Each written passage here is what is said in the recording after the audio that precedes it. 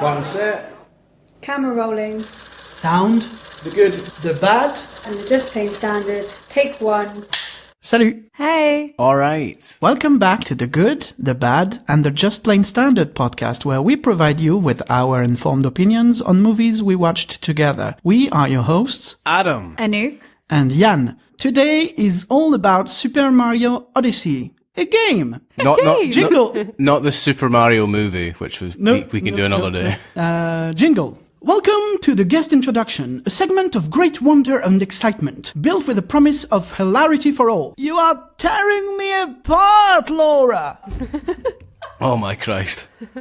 Hello. Hello, who are you and what are you doing here? Hi, I'm Laura, and I'm here to talk about Mario Odyssey, the best game in the world. Best game in the world. For listener reference, Laura was part of our course last year. She was one of the 17. Yeah. So, I have a few questions in there. How did you get into gaming? So when I was younger, my brother had all the new consoles and stuff growing up, and I was never really that interested in playing any of them. But then he had Super Mario, the first game, and it was just like this whole new world of like gaming and fun opens up, and we would be like fighting to play together and like trying to steal the console off one another.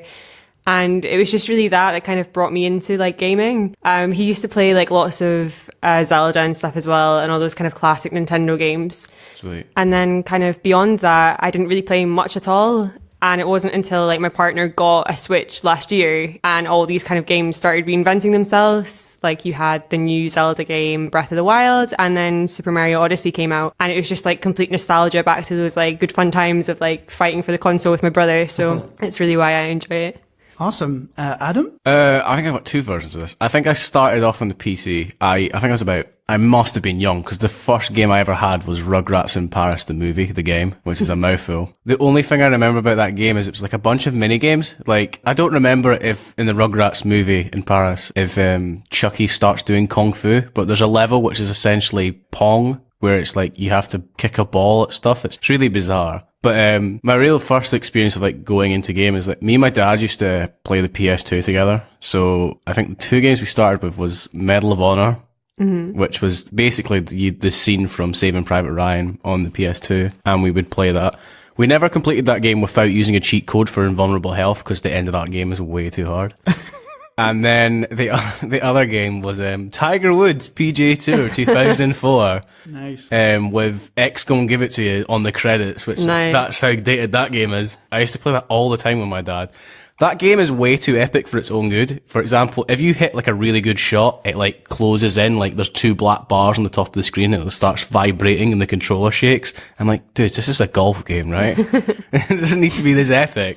So I kind of just started playing games from them. I also, as well, being like an only child, I just played all the stuff because I didn't have to fight for the console, which I was kind of glad for. Yeah, that's how I started. And I still play today. Not as much as I used to, because, you know, as you're an adult, you slowly realise, like, oh, I don't have time to do this anymore. I've got real things to worry about. But yeah, that's how I got into it. Awesome. Anouk? I never got into it. I mean, my thing is like you watch people play, and there are some times when it's like story driven that it's actually quite interesting because it's like watching a film, like especially with the new ones where they obviously have a massive budget. They can pretty much, like Alien Isolation. Oh, yeah. I really enjoyed watching that because I felt like, you know, it was like a whole new world that you were being like put in, and the graphics were amazing and you just felt like you were watching a film. But like with the Sonic games and like the Mario Kart, I don't even know what they're called. Do you mean Mario Party? Yeah, that one. Yeah, that one. Yeah, I played it and it was fun, but like I would never go to, you know, I'd never wake up and be like, I'm going to do this all day. Like I'm so excited. I just never got that bridge. 50 turns on Mario Party 8, which is the one you've played, lasts 3 hours, 40 minutes. Right. Which to me sounds like hell. Yeah. Well, that sounds too long to you. Kind of, because like, Mario Party's fun, but it's, after like 20 turns, you're like, okay, let's wrap this up. Like 50, like double that. Yeah. Be rough. Yann? Well, since you're asking, I started when, this surgical procedure, you have the appendicitis thing. Appendicitis? Yeah. So I had that once. you had your appendix out? No, removed. And as a Or out, kind of no. Either way. when I was in the hospital as a get well thingy, I got the Nintendo Entertainment System. So it was nice. a while back. So I had the first, I think it was the first Mario, and then Zelda, obviously, and many, many years up until Naples, where I played World of Warcraft for 3 years. So it was In the Navy. yeah, no social life, but that was the Libya thingy, so I had to, Gotta do what you gotta do. And no, I just got back to Nintendo with the Switch like a few months ago, and so yeah, Breath of the Wild and Super Mario Odyssey, which was just released a few days ago. Days. Oh, when are we putting this out? 27th of no. October, wasn't it? Yeah, well, A month ago. A month ago, yeah. We're a bit late on the train, on the band, whatever. We're a bit late. But still, it's there. So in terms of Nintendo gaming console, what do you think about the Switch itself? To be honest, it's probably the first console that I would ever want for myself. It's just so accessible, and the way you can play with like your friends at the same time from like the one console, and you can like carry it around. Like I will like take it out of its docking station and go and sit on the couch and like play like in a wee ball curled up when it's like raining outside. But similarly, you can like pop it into like the dock and have it on like a 4K television, and you don't lose any quality, and you can sit and play with like my partner or like your friends and like all enjoy it. So I think it's really fascinating, like the versatility and how well it works in that respect. Awesome. Adam? Yeah, I remember getting, when my dad went on a business trip, I think it was one of the few business trips my dad ever went on, he brought back the Game Boy Advance, this is the Game Boy Advance before the one you had to like, you got the backlight on it. Mm-hmm. So you had to like sit right next to a lamp and be like stare at it. So you were like roasting, sweating while you're trying to play this game. So I like the aspect that this thing has come from that idea of like the Game Boy being portable to where we are now, so that you could be anywhere and you've got like a mini television in front of you, which I think is really cool. The last Nintendo console I owned was a Wii, and that was at the time where everyone was trying to get a Wii, like a mad Christmas. You just couldn't get it anywhere. And I really enjoyed that. But that's because motion controls were a new thing as well. Everyone was like, oh my God, gotta get like Wii Sports, which I think is like the best selling debut game ever, because it came with every Wii. So it's by default the best selling thing. Mm. But the actual Switch, I kind of like how Nintendo have gone back to not needing the motion controls in a sense. And the fact that, what Laura said, it doesn't lose anything no matter where you have it.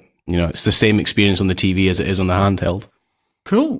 Well, I had loads of them. I still play, well, when I'm in France, because I don't, the way my flat is designed is not good for playing, but I have the PS4 back in France. But yeah, the Switch, I got it because, I love the fact that indeed it's mobile, and it's not mobile, it's whatever you want to be, and the amiibos, which is a nice touch, I think, in the Nintendo thing. So what did you think about Super Mario Odyssey? It's me, Mario! I had I suppose I didn't have a lot of expectations going into it. I heard all the hype and I saw lots of really great reviews coming out about it. So I knew it was going to be a good game. I suppose in recent years, the only game I finished to completion was Super Mario 3D World on the Wii. And again, I loved it. It's just so bright and colourful and fun, and the music's so engaging, and like they have so many different worlds within this game.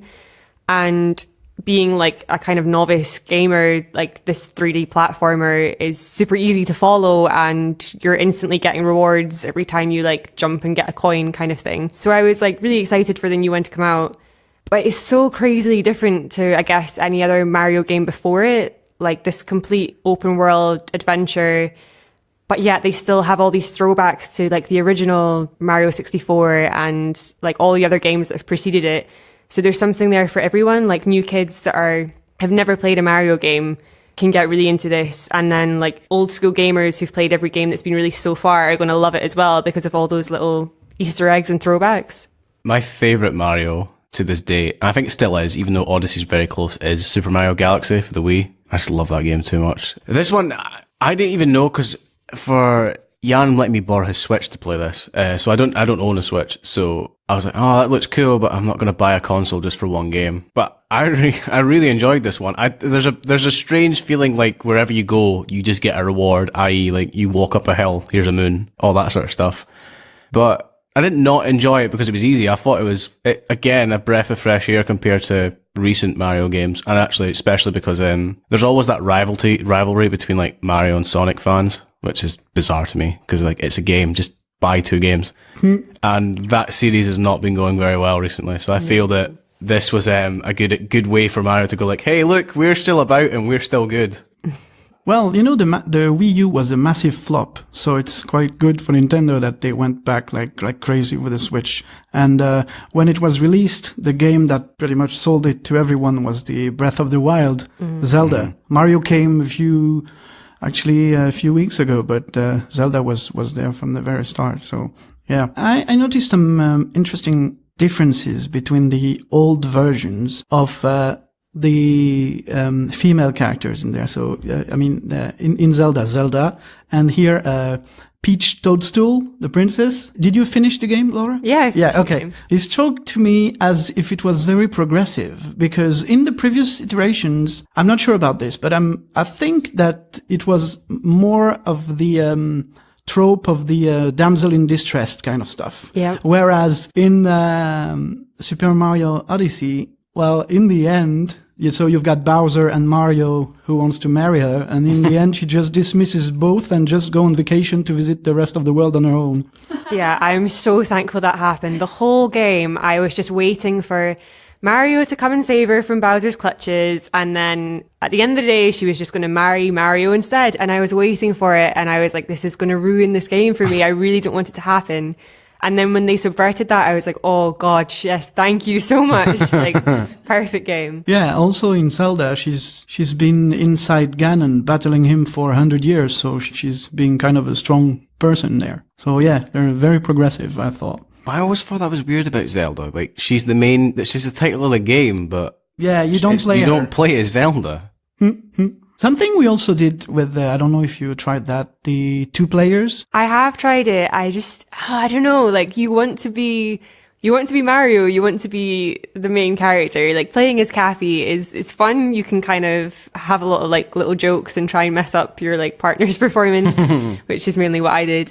But I don't know, I kind of thought it was like a cute way to kind of maybe get parents and children involved together. Maybe someone who doesn't have like a whole lot of gaming experience might enjoy playing it that way. But it just kind of felt like an addition to the game rather than something like built for the game. Yeah, Yann kept fucking me over as well. You'd be doing a jump and he's like, oh, do you need to go a bit further? I'm like, yep, but no. Oh, I've missed it. Yeah, you have to... or he would do it too late. Or like, Yann, now. He's like, what? Oh, shit. You have to talk for the part. Yeah, the communication is key here. Yeah, okay, so I'm not sure there are some for Super Mario Odyssey, but there are definitely some for Zelda, DLCs, which is kind of a plague of the world since, it's kind of basically Microsoft updates. Like, you get the game that is not working properly and then you get updates and you pay for them and stuff. How do you feel about DLCs? To be honest, I get the hatred towards them. But again, with a game like Breath of the Wild, which I've completed as well, it's such a complete, full, like, bursting at the seams game with so much to do. Like, I've completed the game, but I definitely could go back and still achieve, like, many more things within it. So when you feel like you've been given so much, having this, like, additional DLC, which I did buy and have, like, played some of, like, it doesn't feel like, oh, this is their way of getting more money out of me and this is a way of trying to make up for this game that wasn't so great in the first place. It just kind of feels like they're rewarding you with saying, thank you so much for liking this game. Here's some like extra bonus content that you can play. So in that respect, I think it's a great thing. But I mean, yeah, you can look at like your new Star Wars game and think, oh gosh, how have they ruined this so entirely? That's a disaster, that. Total failure. DLC for me is that if it's justified, it works. I always go to The Witcher The Witcher 3 for this, because to me that's one of the best games I've played in recent years. The way that game worked is the base game is about 50 hours. It's ridiculously big, and as soon as they finished it, like a couple of weeks after, they started giving away 3 DLC, which was like different hairstyles, outfits, weapons, and then the last one was New Game Plus, so you could play the game all over again, and then with all your abilities so far. But then they actually brought out expansions, which were like full games, so i.e. they were like £8 or something, or like $12.99 in America probably. But again, you would get to be between 10 and 15 hours out of each, and that was the way to do it. I think DLC sucks when it's like just like cosmetic or stuff that you should be able to unlock in game, which would be nice. Yeah, of course. Like, well, yeah, that makes sense. Here, the stuff you unlock with the amiibos, if you collect enough moons, you'll get them at one point. Yeah. So, I was saying something. Yeah, DLC. I've been a massive fan of Assassin's Creed since the first one. And a massive advocate of the boycott of the PS4 when Unity was released, because you had to buy a whole new console to continue playing your favorite game. That, and it was French, and it was a terrible representation of your people, yeah. Oh dear. You guys in the French Revolution just fade in and out and don't have faces according to Assassin's Creed Unity. Just like Dunkirk? Okay. Oh, Yann. Yeah. No, in terms of DLC, well, I've been playing WoW for 3 years, and that's 12 euros a month to keep playing. So that's some intense dedication to play a game anyway. So That adds up. That's a novelty nowadays, actually. You pay a subscription for games. Because usually everything, like, prime examples, everything on your phone is free to play. But if you actually want to play the game, you've got to buy some shit. As opposed to World of Warcraft, where it's subscription based.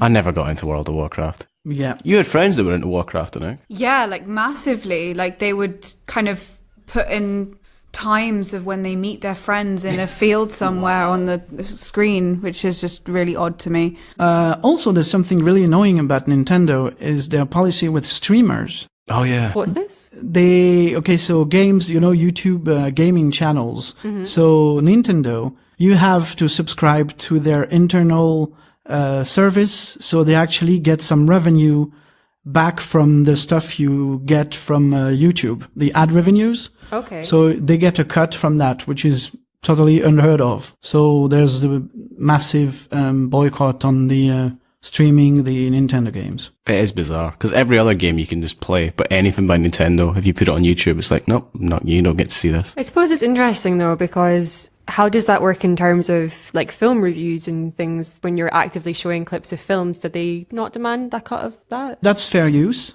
if you add commentary. Yeah. But fair use is a concept that comes really into play when you have a lawsuit. Right. Yeah. But yeah, as long as that's now YouTube has bots. So the thing they do is everything you upload, they transcribe. So if you've got some weird random stuff said that are against their guideline, they just block your video everywhere.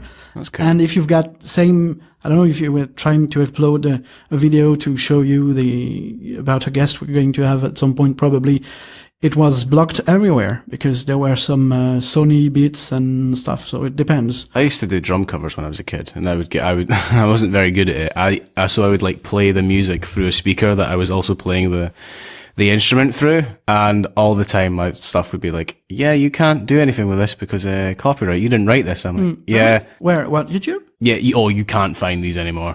Trust me, I've removed those videos from the internet. I don't even know if I own the raw footage anymore.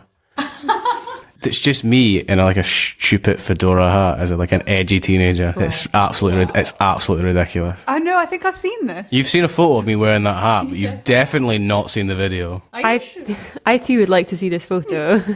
I'll find it after the episode. We'll upload a photo with this episode. Oh dear.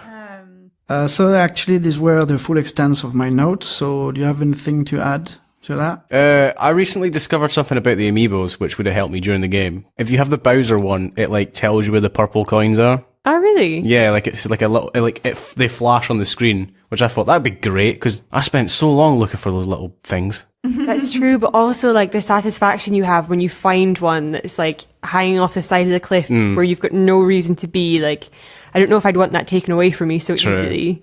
Just me walking around every level with like 98 or 99 going, oh, where's this last one? Please. That would drive you insane. Please. I can imagine. One thing that did drive me totally crazy was in the first level, like the Cappy Kingdom, you can like go around, swing your hat on all of the lamps and they all turn on. And with any game, when you turn all the lamps on, you'd expect something. Like you'd expect like a moon to come up and nothing happens. Like I've been to that level so many times, put on every light and I'm waiting and I'm thinking maybe I've just missed a light, but no, I've turned them all on and nothing. Oh, wow.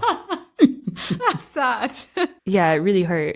There was a really weird Easter egg in one of these games. It's in Batman Arkham City. It's one of the weirdest ones in the whole of history of gaming. So there's like this villain that's like locked up. He's called Calendar Man. He's like one of the back catalogue for DC villains. And if you play the game on specific dates of the year, i.e. your internal clock on the console, he has like different phrases. And there's an achievement in that game you have to go there on all of these dates. So it's like Halloween, Thanksgiving, Mother's Day, Christmas, all this stuff. And I'm like, if there wasn't the ability to change the time and date on your console, could you imagine how annoyed you would be if you were going for 100% and you just missed that one day? Or like your friend's like, do you want to come for a drink? It's like, I would love to, but I have to do this. It's like, what are you doing? I'm waiting for the right time so I can get an achievement on a video game. Oh, yes, that's also annoying on the Apple Watch because you've got all these circles you have to fill in, like 30 minutes exercise a day, stand at least once per hour for 12 hours, and burn a certain number of calories. And when you're doing some other stuff, like last month I missed one on a 3-month streak. I was like, what? So what happens if you're like in the cinema? You have to just stand up? I do like this with my arm, like I'm waving at someone. No. Yeah. Is he doing some stuff with his? Yeah. He just really loves this scene. Yeah. Shout out. Okay. So with the the Instagram series we've we've got started. to do these shout outs to people that want. Yes, so it's a game thingy. So I think it's Sunday. We have the pure acting day. So we put on a scene on Instagram, and people have to guess where it's coming from. So as it's a gaming episodes, I'd like to shout out to Navy Tales. So that's Navy, but NAVI_Tales, TALES. So it's a couple of guys doing a podcast on the lore of games. Okay. Yeah, that's cool. Yeah, that's quite interesting. Yeah. And also the Geekish Cast. So it's Jeremy in California is doing a podcast about general nerd stuff with interviews once a week and a news episode once a week. Yeah, the Geekish Cast. Do you know what's really interesting? You know, in like the 80s, like Back to the Future and all this stuff, all these films like Goonies and that, where it was always geeks were getting picked on. Mm-hmm. And now we're in a time where it's like I don't want to use the phrase, the year of the geek, or like the era of the geek. Like all the kids that were getting bullied in like the 80s are now grown up and in a position to make all this stuff. I'm kind of worried, like in the future, like when people make references to 2017 in their films. Cause like, where's the whole like, oh, I'm getting bullied? It's like just a bunch of other geeks saying, your podcast sucks. You think that's good content? It's like. All on technology, you mean? Yeah. Yeah. There's like some kids getting bullied because he hasn't got an iPhone. He's only got a BlackBerry or something like that. Yeah. And those who were like a high school sweetheart with a football are hobos now. Yeah, like, yeah. It's like, you play football? What? Oh, who even are you? Do you even know what a computer is? Oh, God. So, yeah. Oh, yeah. So, giveaway. So, we have amiibos. We've got the wedding. So, that's Mario, Peach, and Bowser. So, when this episode is being released, which will be the week after the Disaster Artist, we'll give details on the Instagram stuff. But we can only do UK for this one. And because of my 3 years in Naples, I have issues with postal services now. So you will either be able to take them from us here in Glasgow, or at the end of January when we're going to see the Bryan Cranston play on stage network. thingy. Or in February when we are going to see Greg Sestero and Tommy Wiseau at the Room. And at the Prince Charles Theatre. Yes, so you'll get some opportunities to snatch them from us. I learnt a new thing that they do in the screening of The Room, thanks to the audiobook of The Disaster Artist. So there's a scene in The Room where Tommy like waves like briefly when he's walking. So the audience members like send a group of people to stand at that bottom of the screen and wave back to him when he does that. Mm-hmm. So we're going to see a movie with people throwing spoons, getting up and standing at the side of the screens for random bits, and like shouting out dialogue. Oh, it's going to be insane, that screening. Sounds like fun. Can't Yes, wait. Can't yes. wait. Does anyone have anything to add? I'd quite like to see you start your own podcast called Navy Tales, and it's just you telling stories from being in the Navy, yeah? Yeah, I'll just have a Y instead Instead of a Y instead of Navy. Just steal their podcast name. Navy Tales. Ooh. You do like your jingles, Yann, don't you? Yann the Jingle Man. Yeah. Yeah, okay. I think we could go into the plug-in time. Into a jingle. Oh, okay, here we go. Yes. And then segue from a jingle to a jingle. It's plug-in time! France! Scotland? England. Also Scotland. Wait. Go, go, Podcast Rangers! Mighty... Go, go, Podcast Rangers! Mighty plug-in Podcast Rangers! Go, go, Podcast Rangers! Mighty plug-in Podcast Rangers! Not brought to you by Krispy Kremes. So, Laura... Yes, hi. Hello. I've seen some... Sorry. Sorry, go again. So, Laura... Hi. Hey, I've seen some interesting stuff online about a sci-fi short. What's that about?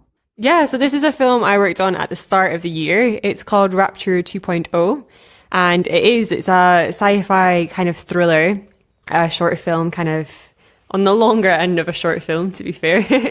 And it's set in a future where humans are all being killed off by a kind of new super disease. And so they're looking to artificial intelligence, these androids, to kind of save humanity.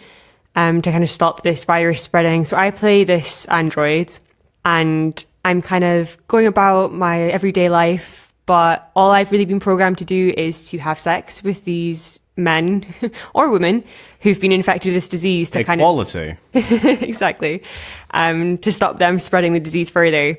And so all I've really been programmed to do is to think about sex. And then I come across this older gentleman who tries to teach me what it really means to be human and how to kind of save humanity in a more meaningful way. And so it's really, at the end of the day, this quite nice, warming tale about kind of father-daughter relationships and a more meaningful way to live and kind of kicking some zombie butt along the way as well. So yeah, it should be hopefully released January, February time, and I can like post a wee link so you guys can all have a wee watch. Okay. Cool. Sounds great, yeah. Great. Are you in anything right now on stage or? Just now, I'm not. I'm working on a workshop for this month. Gosh, where's the time gone? Which is part of the Scottish Screenwriters Networking event. So every month there, we do a bunch of workshops. We get to read new writing and lots of them develop into films. So I've been lucky enough to work on, I think, 3 films, which have actually progressed into production and have been shot now. So it's a really good way for kind of new writers, filmmakers, actors to get to know one another, to get to do work together. So yeah, I've got a workshop just now, which is a very panto Christmassy themed thing, but it should be really fun. It actually reminds me a lot of Accidental Death of an Anarchist, which me and you, Yann, got to perform last year at drama school. It's very kind of similar in a kind of inspector and then... L'ortozzo. Exactly. So yeah, there's like a very much whodunit and exciting thing with lots of reindeer and Santa as well. Sounds good. Yeah, it does. Awesome. We could put a link to the trailer out for, is it Rapture 2.0? 2.0, right? Yeah, which is something where the name keeps changing. We could put the trailer link out and then at some point put the actual film link somewhere. Ooh. That'd be cool. Yeah. Anyone has anything to add? Oh, yeah. Where can our listeners know more about you? Social stuff and What are your details? So you can find me on Instagram. It's Laura Watsits, WOTSITS. Spelling that was such a mental exercise. And yeah, you can find all my details there. I don't really post a whole lot of acting stuff because I trade under a different name, which is Elle Watson, ELLE. But yeah, if you send me a wee message on Instagram, I'm happy to like share my like spotlight details and stuff, and you can see all that I'm up to in the acting world too. Awesome. So what are we usually doing right now? Just saying goodbye, right? Probably. I mean, we could do the rating, but I don't think it works for a video game. I mean, good, bad. Oh, no, maybe it does. But we know what it's going to be, don't we? So it'd be good. Yeah. Okay, so I'll ask the question. Okay, so here at The Good, the Bad, and the Just Plain Standard, we rate not games. We rate entertainment media. That covers it. Yeah. On a good, bad, and just plain standard. Just plain standard, meaning that they didn't even try at all. So with that in mind, Anouk, Yann, and Laura, was Super Mario Odyssey good, bad, or just plain standard? We'll start with a guest, Laura. I would have to rate it good. Yann? Well, I'm waiting feverishly for Anouk's rating. No, good. So am I. No, good. Okay, so we'll phrase this easier with Anouk. Anouk, would you... Yes. I've got an idea for the question for the giveaway as well, actually. So here's the question. If you want to win the amiibo, we'll do all the whole how you process it, but the question will be, what video game would Anouk should start with? So i.e., what game did you start with, and why would it be a good one for Anouk to start with? Oh, so now we're getting me involved in the gaming world. Well, just because then you can decide. You can decide who wins by going, I might actually play that. That sounds good. So... Cool, sounds fun. Would you ever consider playing a Mario game ever? No? Well, yes, I'll try. Of course I will. But From what I've seen and probably not, it doesn't seem like my type of thing. But then I wouldn't say that something that doesn't mean that it's bad. Do you know what I mean? Like some people just don't enjoy something, but it doesn't mean that I can see the good in something. We can take this Anouk saying good and edit that into her saying good. There we go. Yeah. If you guys think it's good, I'm all for it. Fair point. So I'll keep everything. Yeah. I record everything. Just like Tommy. And I'd say it's good too. It's well worth playing. Not as good as Super Mario Galaxy in my mind, but Controversial. Yeah, it is, because Super Mario Galaxy don't have a real second player. No. Here it's not as real as the real second character, but still better, because you can move Cappy way further than you can with your alone. But you can collect precious star bits with two-player in Super Mario. No, I agree. Two-player mode in Super Mario Galaxy is not good, but I don't know. I quite enjoy the whole like linear pattern to Super Mario Galaxy. But to be fair, I think that's because Odyssey is so different that it's so good. I'm glad it's something completely different to Galaxy. I'm a bit crazy about everything open world also. So, yeah.